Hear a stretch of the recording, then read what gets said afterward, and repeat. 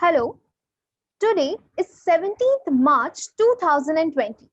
Your colleges and offices has announced a 1 week holiday because some coronavirus is in the picture and people are probably dying of it. But you are unbothered. You have all your plans ready for the next entire week for meeting your old friends to Netflix and binge and so on. But then comes the most shocking and surprising news of 2020. A one-day curfew is announced with a subsequent lockdown for next 21 days on 24th March 2020. But there's a bigger picture to the story. The backbone of the big city economy. Those people who used to rent the services or maybe guard your buildings or work in the construction of buildings, but no longer. They're all rendered workless, wageless, followed by the nationwide lockdown, and they became the worst affected ones by this lockdown and crisis. Yes, we are talking about the Indian migrant workers. So, hello, this is Idala Khalife from Rizvi Law College, Mumbai. And today with me is a very ardent speaker, Anushka Parab, who too is in the second year of law from Rizvi Law College, Mumbai. And today we are going to discuss SDG goal number one, poverty. And a topic for discussion is the plight of Indian migrant workers. So over to you, Anushka. What do you think? Why were the Indian migrant workers so eager to go back to the homes? What exactly was the situation? Could you just reflect us back to what exactly was the whole point? Thank you, Adala, for that introduction. Let me start with 24th March 2020. Indian government ordered a fully national lockdown amid COVID-19. India closes international borders along with containment measures. To which I would also like to add that official lockdown notice was 4 hours prior. As the lockdown was announced, thousands and hundreds of migrant workers were left immediately jobless. I would also like to add that one had seen this wasn't as sudden as we thought. And one had seen what was going in China, what was going in Europe, how the medical facilities were deteriorating and people were being tested positive on daily basis and lakhs of people were testing positive. So I would also think we would have been more prepared for this. Like if the lockdown was announced few 1 day prior, we would have been more possibly prepared for the people who suffered in these crucial times, for example, the migrant workers. For example, when we talk about country like India, where the population is dense, according to 2011 census, 22 districts in the country accounts to the third of all the migrant workers, including the NCT of Delhi, our very own state of Maharashtra, UP, Gujarat, Haryana, Tamil Nadu, West Bengal, and Odisha. When we talk about these lockdowns happening, 84% of the migrant workers were not paid their wages on time. We also heard many stories of migrant workers dying on roads due to starvation, dehydration, uh, on regular basis. So, what is your take on? I completely agree to what you have said, Anushka, because if we look at the entire situation, we as people who are financially stable or belong to the middle class or first class category of the economic system, we too were so shocked and we too were so unprepared for this entire lockdown thing. So when it comes to Indian migrant workers, they are daily wage earners. They earn daily and they use it for their survival. So they don't actually have a certain kind of savings for the future, because that's not very possible in the entire cycle that how they sustain. So we as people who are financially stable were so shocked. So these people who have no financial security for the future, when it comes to them that there will be no employment for them, I think nothing can be of a more graver shock than what this lockdown announcement was. So the migrant workers constitute a very big proportion of the population. If you look at 2011 census, I think 45.36 crores of people are those that consist of Indian migrant workers. So that's a very big number. So I think the government could have been more prepared before announcing such a lockdown. They could have made provisions or in favor of such deprived sections of the society before announcing such lockdown. Nor did the government take any sort of precautions for the financial security or their sustenance, nor did it give sufficient time for the people themselves to think of actually what they could do in future to solve these problems. When a certain lockdown is announced and your jobs are taken away, your survival is at stake. Yes, truly, I agree to all these points. But when we talk about the migrant workers walking on the street because uh, they were harassed by the police, and when we talk about the accident, the train accident happened. The 18 migrant workers died. The train ran. That was so tragic. And after which, I would also like to add, the government took really late stand for starting the trains for giving the migrant workers, living the migrant workers way to their hometowns. So when we talk about it, on 1st May, it was announced that Indian government uh, announced special Shramik trains for the migrant workers. 1 month later, the train started. For example, the Shramik Express was announced on 1st of May 2020, but it came into function on 23rd of May 2020. So that definitely shows the inadequacy of the government and the bureaucracy of our state. So, what is your take on it? Yes, Anushka, I think this whole process was very disturbing for the migrant workers. The borders were closed, and they had no options for their survival in the cities where they have traveled.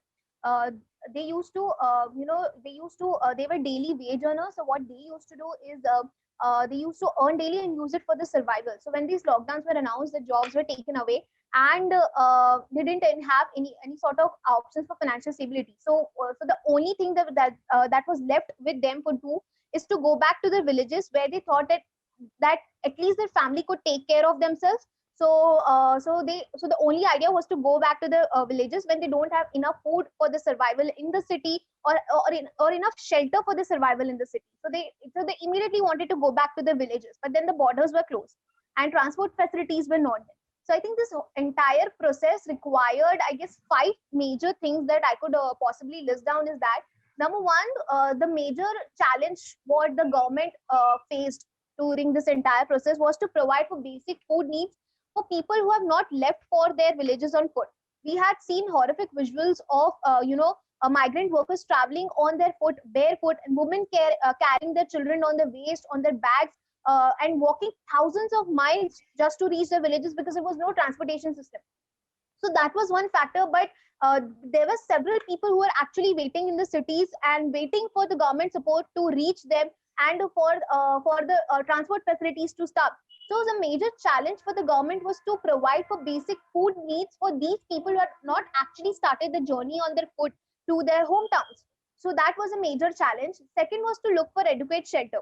So a shelter, food was a major problem, but then shelter too was quite a big problem for these migrant workers. Because if you look at him, for example, there's a migrant worker who works at a construction site. So what they used to do is they used to live around that project or in the same construction building.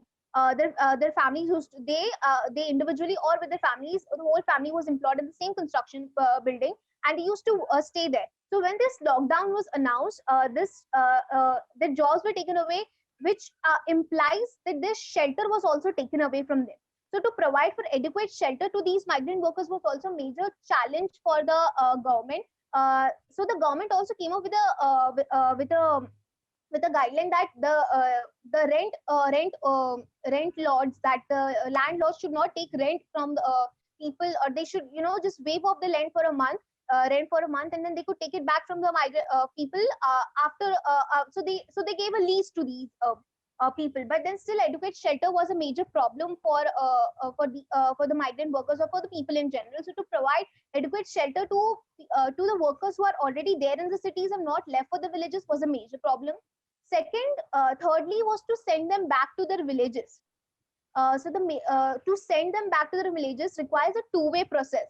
You need see, for these migrant workers who have come from their villages and hometowns, what does it mean is that the city where they are employed, that city or that state needs to open up its boundaries for these migrant workers to go back to their villages. And then the state to which they belong. For example, a migrant worker is working in Maharashtra. So Maharashtra should open its borders first, and then the state of UP should open its border up at the second place to take back these migrant workers. So it's a two-way process, and it required a system, proper system for things to happen. But we could clearly see that this was missing, and there was a need for this system to take place, but it was missing, and it happened quite late. And the major problem behind doing this was because there was a very evident possibility that when these migrant workers are taken back to their hometowns and villages, they may there's a quite a big possibility that they may transmit the virus. So this transmission of virus was a major challenge that the government was facing, and I believe it was quite it couldn't provide better solutions to this problem.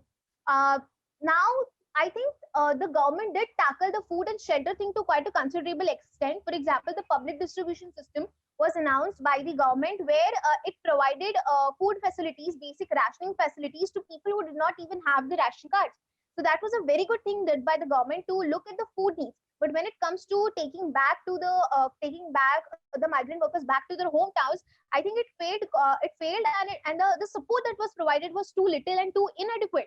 Because you had said about the Shamik Express, I completely agree. The Shamik Express was arranged, bus facilities were arranged, but if you look at the time when they were arranged, the lockdown was announced in March, but then the Shamik Express was actually functioned. The first Shamik Express reached its destination on 23rd of May. So there was a time gap of 2 months. So the question here is, how do these migrant workers survive for these 1.5 months, or how do they sustain for these months? Is it possible for them to live on the roads for these particular time, or is it possible for them to die out of starvation for these time? So the government did provide support, but it was quite inadequate and quite slow in its process. Yeah, so when we talk about relief funds, for example, the center had transferred 8 lakh metric tons of grains, 50,000 metric tons of chana to the state government to provide 5 kgs grain, which was wheat and rice per laborer, with 1 kg chana per family per month for 2 months period. And it went on till the people were not on the track of what they were earning. And also, do you think that was adequate, because that provided with the people who had ration cards also, and the people who did not have ration cards? So when we talk about farmers, and when we talk about Kisan credit card, 2 lakh crore were credited to them, out of which 25 farmers were provided with that KCC, which is Kisan credit card. 3.3 ration and hygiene kits were for the daily wage workers, were released in the state of New Delhi, Haryana, Assam, Maharashtra, Punjab, and etc., containing of basic amenities such as atta, pulses, cooking oil, masalas, soaps, sanitizers, etc., for the well-being of the migrant workers. So what do you think about it? Yes, Was Amrita, that enough? definitely. Yeah, the funds were released. Definitely, they were released. For example, other funds which were released was the provision of another 6,000 crores were announced under the CAMPA Act or the Employment Guarantee Act. Additional funds were released under this path, or the National Disaster Relief Fund was released. But the fact to be pondered upon or to be questioned here is, just raising the bar of these funds is enough.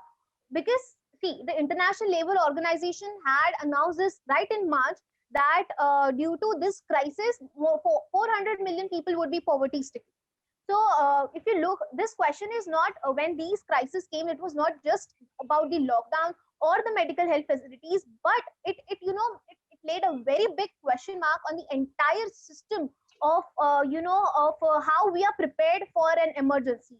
It laid a very big question mark on this, and I think the death rates or the plight that we could see of these Indian migrant workers, if you look at any interview of these migrant workers who are walking down kilometers on highways to the road back, and their plight, that you actually, and the number of deaths usually speak for what the situation was. The numbers, the statistics proves that how disastrous, shocking, and horrifying this entire situation was for the Indian migrant workers. Another fact to be pondered upon here is when the employment minister Santosh Kumar was asked in the parliament about the death, like how many deaths have occurred during this entire exodus. So he said that the center does not have any sort of data as to how many people have actually died during this entire situation, so which is quite alarming. But as independent research was carried out by CNN News, and it has said that approximately more than 971 migrant workers have died during this entire exodus of going back to their villages and hometowns, and this is mainly due to starvation. This is due to exhaustion of walking, due to police brutality. You see, police brutality was in high. The government has closed down its borders, and definitely the police were doing its jobs to stop people where they are. But then, we have seen barbaric experiences of, police beating up the Indian migrant workers who were on their journey to home. So you have narrated an incident where, a train ran over 16 migrant workers where they were waiting for the Shamik Express on the tracks. So such situations are quite horrifying, and we being so privileged could only imagine how dreadful it must have been for these Indian migrant workers.